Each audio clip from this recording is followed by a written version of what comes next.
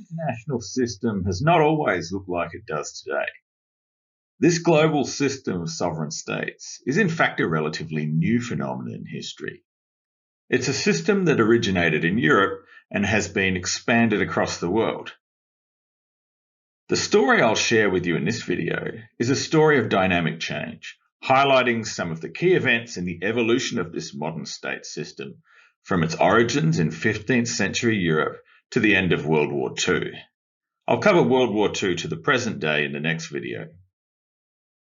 This video is an origin story for contemporary IR. But like the telling of any origin story, this is going to be a simplified representation of more complex events. Much will be left out, and understanding what makes the cut and what doesn't is part of the point. We're going to explore key elements of the international system, and these being the state, state sovereignty, balance of power, and hegemony. And we'll do this by looking at four important historic periods from the last 500 years, starting with the 30 Years' War and the Treaty of Westphalia, then the French Revolution and the Napoleonic Wars, European colonialism, and World Wars I and II. So in doing this, we can trace how the core institutions and norms of the international system that we have today have evolved over time, and to see how constant change is the one constant that you can count on in world affairs.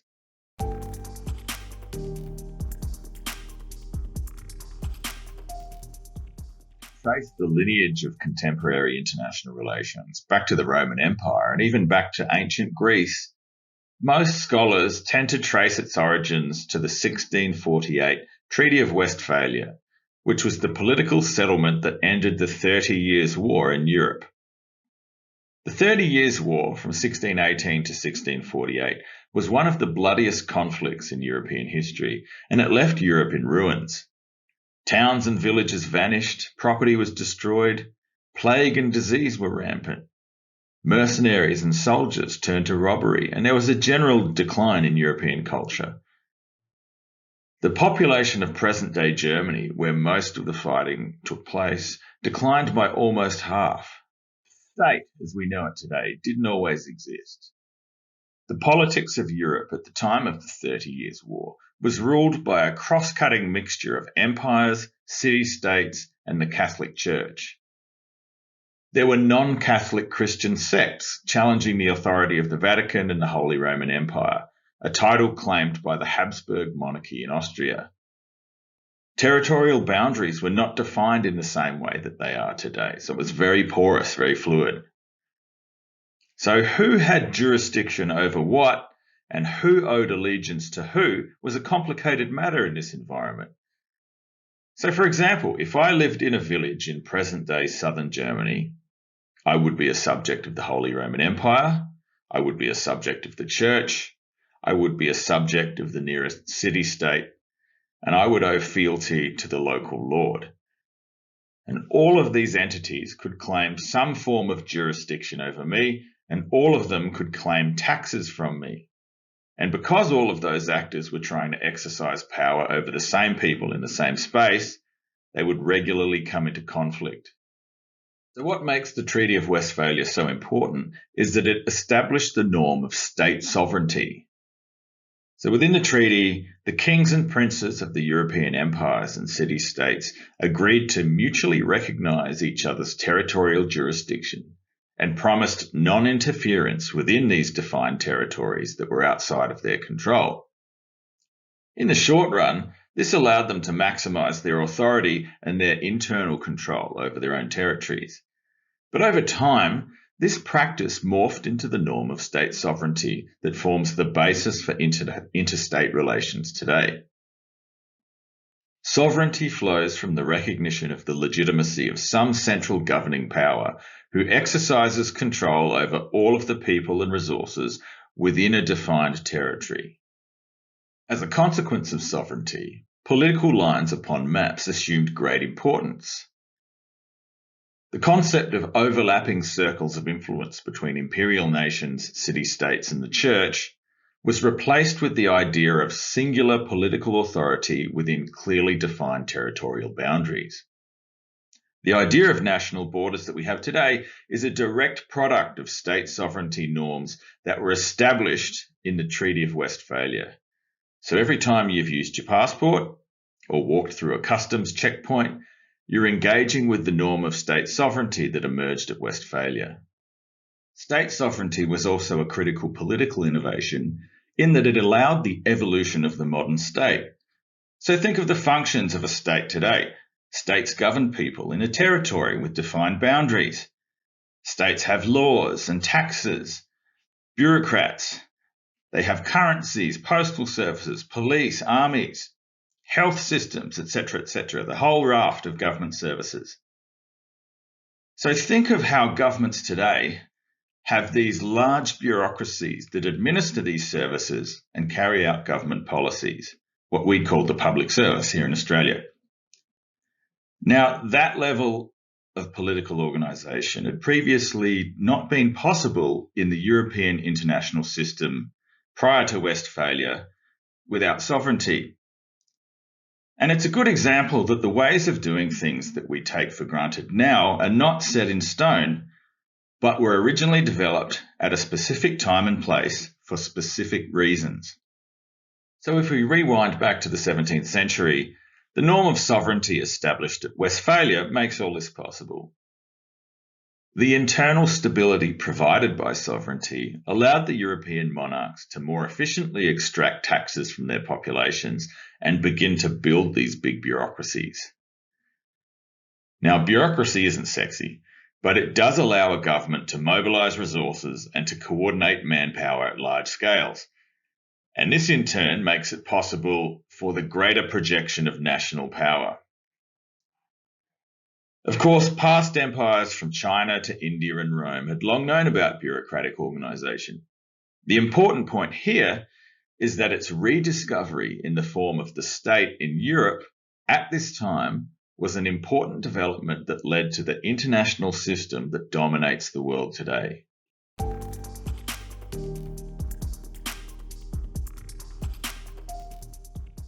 Another major hinge point in the evolution of the modern state system was the French Revolution and the subsequent Napoleonic Wars.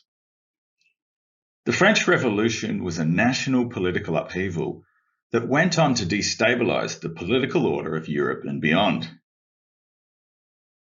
The revolution itself was the culmination of the decay of the feudal economic system in France and the loss of legitimacy of the absolute monarchy of France's ancient regime, inspired by the then new ideas of liberalism that were permeating Europe at that time during the Enlightenment. The emerging bourgeois commercial class demanded greater political representation, while the peasantry increasingly rejected their bondage in the feudal system. France's participation fighting the British in the American Revolution had almost bankrupted the French monarchy, which was compounded by widespread crop failures and food insecurity. So there's an economic dimension there. In short, the French monarchy was imploding on top of a society that was already a powder keg. The revolution deposed the monarchy and nobility, but ended up degenerating into terror and societal breakdown, as revolutions often do, and then into a bloodbath of revolt and counter-revolution. But while this is going on, this revolutionary fervour began to spread across Europe, fueled by similar facilitating conditions of declining absolute monarchies challenged by monumental social changes. So in this chaos, a strong man comes along, and this strong man is someone who we know as Napoleon Bonaparte. Napoleon quickly rose through the ranks of the military to assume high-level positions in the seesawing government through the revolutionary period. After several military successes abroad, he ended up returning to France and claimed the leadership of France via a coup d'etat in 1799, establishing a military dictatorship.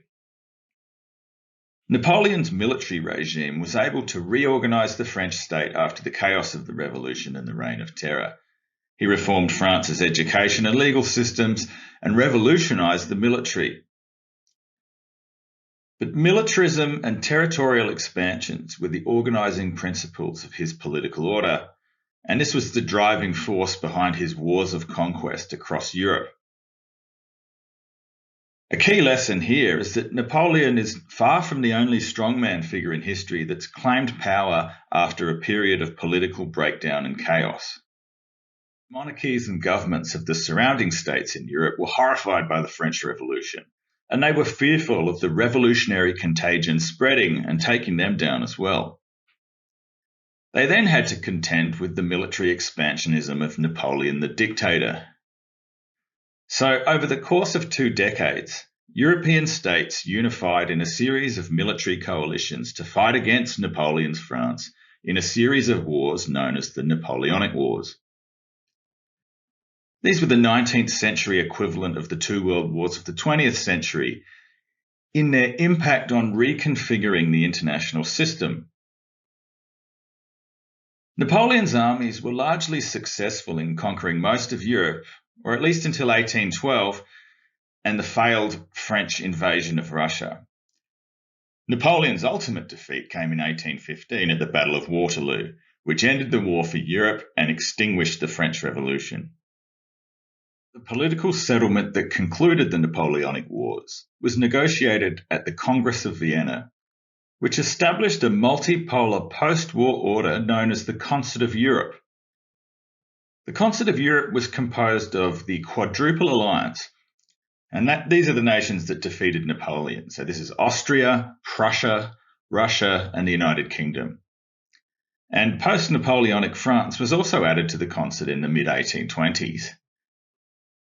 The main priorities for the concert powers was to establish a stable balance of power in Europe and to preserve the territorial status quo. So remember that Napoleonic France had decimated Europe and turned that territorial status quo on its head. So the victorious powers wanted to prevent that happening again, wanted to maintain stability, and they also wanted to sustain the conservative monarchical governments of Europe against revolutionary overthrow. So they're very conscious of that revolutionary contagion effect.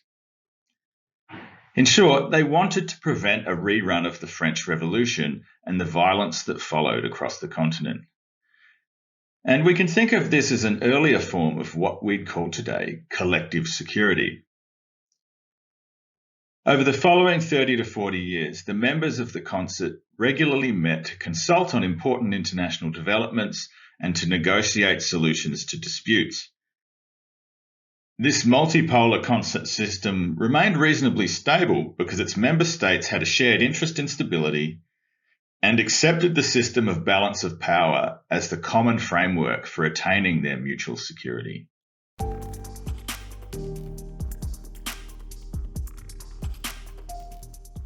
The time period of the 17th century is a system-defining turning point in IR for other reasons as well. The 17th century marks a period of acceleration of the expansion of European colonialism to the rest of the world, quickening a trend that had begun with the Portuguese and Spanish in the late 15th century. As a system of rule with political, economic, social, psychological, ontological, and epistemological dimensions, colonialism was often violent and repressive, based on genocide and dispossession. It undermined indigenous cultural knowledge systems. It created hierarchies of new class structures, and it weakened traditional social bonds. People in the colonies were often forced to speak languages other than their own, to conform to legal and political norms foreign to them, and were regarded as racially inferior. Colonized peoples were often coerced into forced labor, most notably seen in the brutal international slave trade that forced millions of people from Africa and elsewhere into bonded labor. In terms of the evolution of the modern state system, without colonialism, state sovereignty would have remained a strictly European political innovation. After all, there were other regional political orders around the world that had their own unique rules and institutions. But these were gradually replaced as the European colonial powers came to dominate other parts of the globe. Across the world, many state borders were imposed by colonial powers that cut across pre-existing ethnic and national groups. So take a glance at these ethno-linguistic maps of Australia, the Americas, Africa, and the Middle East. These do not map neatly with state borders. And indeed, many of today's conflict hotspots exist because these arbitrarily imposed state boundaries lock peoples in states where they don't enjoy self-determination. National law, as we know it today, grew from this European state system. The idea of written treaties with clearly defined rights and obligations emerges directly from a European tradition. Prior to colonisation, other cultures outside of Europe had different practices for doing what we would now call international relations. And we don't have to look far. The various welcome to country ceremonies performed by First Nations peoples here in Australia is an example of a non-European diplomatic practice.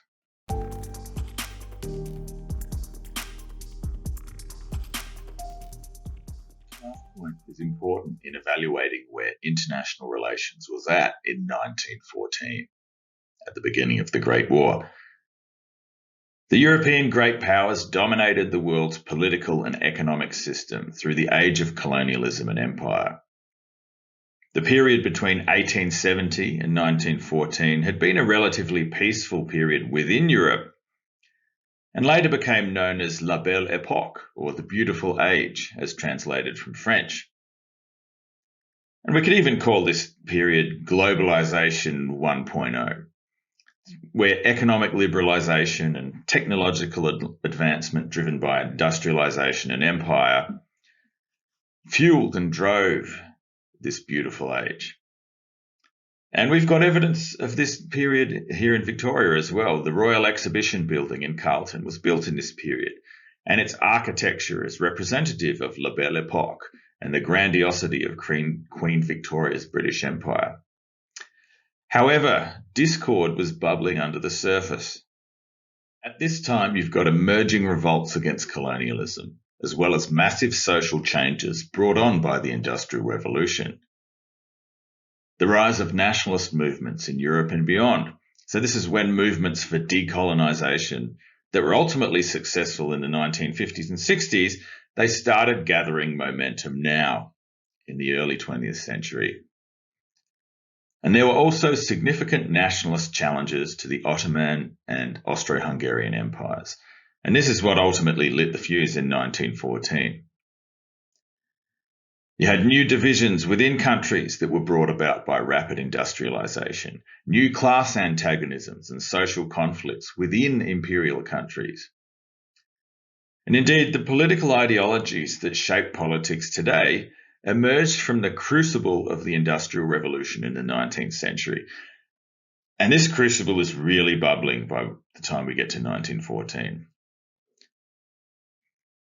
For some in the governments of the European powers, they saw war as a way of addressing these problems of social unrest and nationalist uprising, in addition to the larger great power conflict itself.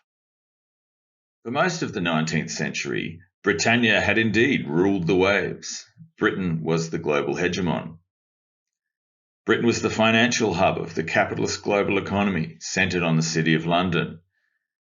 It had been enriched through the exploitation of an extensive global empire. And this empire was enabled by the British Navy, and indeed Britain was the preeminent global naval power through the 19th century. However, by 1914, British predominance in this system was showing signs of weakening and decline. Britain's decline was emerging as a period of great power rivalry was heating up, and this was a necessary condition for the outbreak of the Great War. The European powers engaged in a second phase of colonial expansion in the latter half of the 19th century, bringing them into competition and conflict around the world, and not just in Europe. So you had two great power alliance blocs forming at this time, emerging around the declining hegemonic power and the rising contender. So you had the Central Powers, which was Germany, Austria-Hungary, Bulgaria, and the Ottoman Empire, versus the Allied powers, which included the British Empire, France, Russia, Serbia, Italy, and the United States. These alliances were based on the idea of balance of power, whereby powerful states could be balanced and contained by alliances of other states. However, these webs of alliances ensured that any flashpoint would drag all of them into a larger conflict, which is what happened after the assassination of Austrian Archduke Franz Ferdinand in August 1914. As we know, World War I was an unprecedented calamity. It was the first industrial war using new weapons of terrible power for wholesale slaughter. The hubris of leaders in the great powers of "it'll be over by Christmas" gave way to the horrors of trench warfare. It was the first truly worldwide war as well, and although it was fought predominantly in Europe, there were conflict zones across several continents, and the European powers drew in huge numbers of troops from their colonies, hence why Australians were fighting in it. The extraordinary damage and the human toll left an indelible scar on the psyche of all the combatants. For the survivors, the overwhelming feeling was never again. Along with the colossal human toll, the Great War also ended up reconfiguring the distribution of power in the international system. And that's what we're ultimately interested in this video, is how the international system has changed. And these big hegemonic great power wars are key evolution points in the transformation of the international system over time. So the Great War ended up in a stalemate, though Germany was compelled to surrender because it was more exhausted than its enemies. Kaiser Wilhelm was deposed, and we had the establishment of the ill-fated Weimar Republic. The Ottoman Empire and the Austro-Hungarian empires collapsed, and their territories were divided up into smaller countries. And how that particular carve-up was done is still reverberating in the politics of the Middle East and the Balkans today. Tsarist Russia was exhausted by the war, and Tsar Nicholas was overthrown, eventually leading to a communist takeover of Russia and the formation of the Soviet Union. The British Empire, for its part, did stagger on, but Britain's time as the centre of the world economy was over. And to make matters worse, the Spanish flu pandemic spread around the world as troops returned home from the battlefronts of Europe. The deep psychological and political scars of the war, this refrain of "never again," and the emerging nationalisms across the colonial world all shaped the post-war peace negotiations at Versailles. It's at Versailles that we see the birth of liberalism as an international relations theory. The American President Woodrow Wilson ushered in the period of liberal idealism into the negotiations through his 14 points, which you can see listed here. And most notable within Woodrow Wilson's 14 points was the call for national self-determination. So that's point number 5. And point 14, which was the establishment of the League of Nations. And the idea here was that peace could be achieved through collective security, could be achieved through open trade and national self-determination, rather than through the realist competition of balance of power thinking that had led to the war initially. The post-World War I period was the apex of the first great theoretical debate in international relations between realism and liberal idealism. And US President Woodrow Wilson, who unfortunately passed away before the Treaty of Versailles, he and other idealists believed in a harmony of interests between states. And to this end, they wanted to develop a set of institutions and procedures and practices that could build on that harmony of interests to reduce the possibility of war. And the jewel in the crown of this liberal idealist project was the establishment of the League of Nations in 1919. The League of Nations was successful in getting up after Versailles. It was about peace actively constructed through an overarching international institution of a collective security based on one for all and all for one. Within the League, Open covenants were to replace secret diplomacy and unprincipled power politics. And this comes from the idea that transparency would dampen the security dilemma. Tellingly, though, the United States didn't end up becoming a member of the League because Woodrow Wilson passed away before Congress could ratify American participation. And there was a strong push for continued isolationism in US foreign policy thinking. Now, this was important because the US had emerged from the Great War as the world's dominant economic power and creditor state to the countries of Europe and elsewhere. It had become the world's most important state as the world's bank, and the League of Nations was fatally weakened by American absence.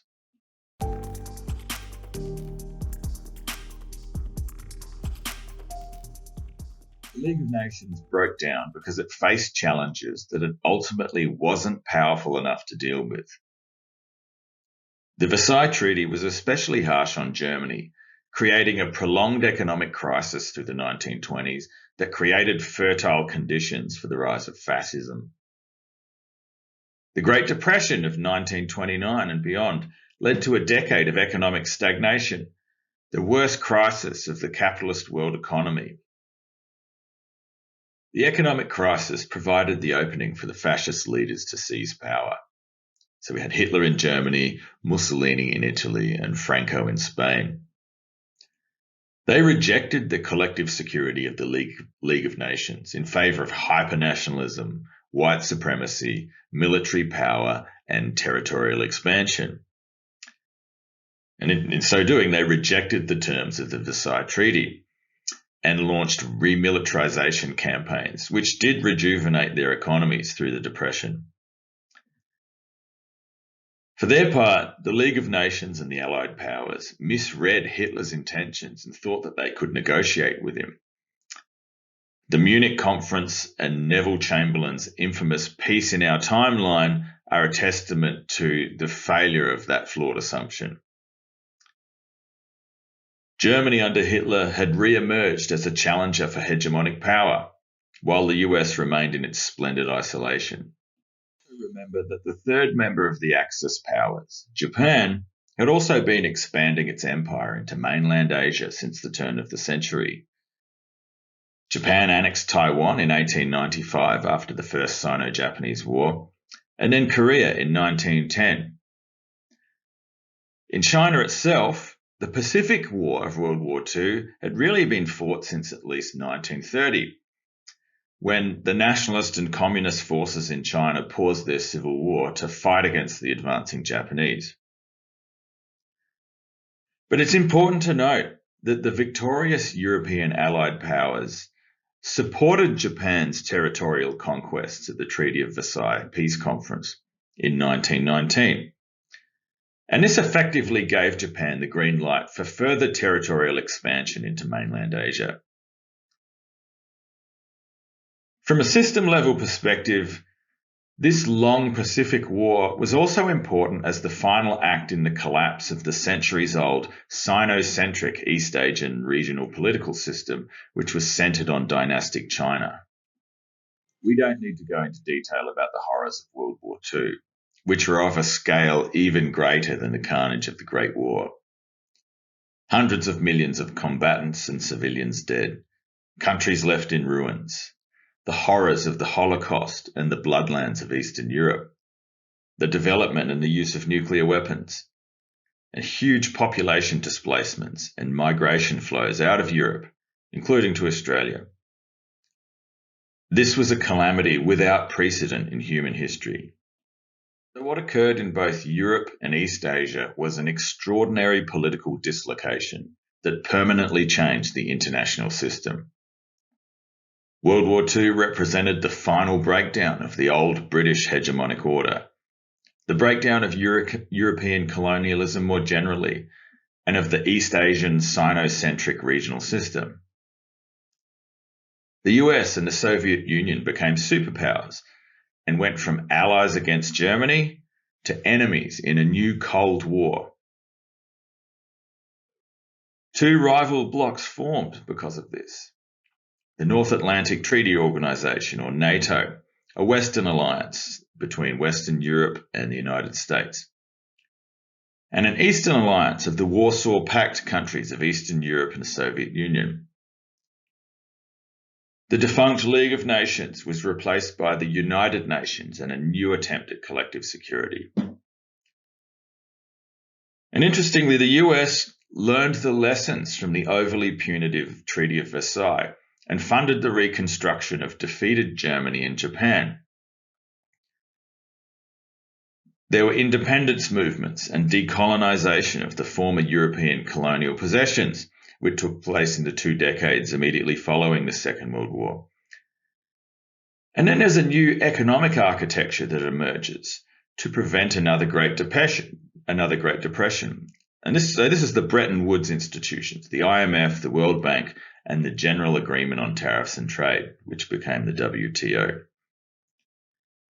And of course, the end of World War II ushers in the age of nuclear weapons. Let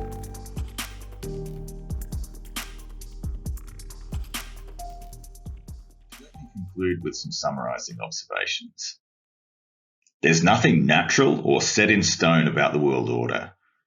Global politics as we know it has emerged and evolved at specific times and places for specific reasons, and it will continue to keep on changing. Those changes to the international system occur both slowly over time through complex interaction between people and states, as well as more rapidly through conflict and war. But in terms of the origins of the international system, well, the system as we know it today, IR as we know it today, was originally a European system, which was exported to the rest of the world over time through colonialism. Colonialism has shaped international relations as it's practiced today because of this, and we continue to grapple with its legacy. And one way to think of the 2 world wars is to look at them as one 30-year-long crisis that saw the implosion of European colonialisms and led to a significant change in the world system post-1945.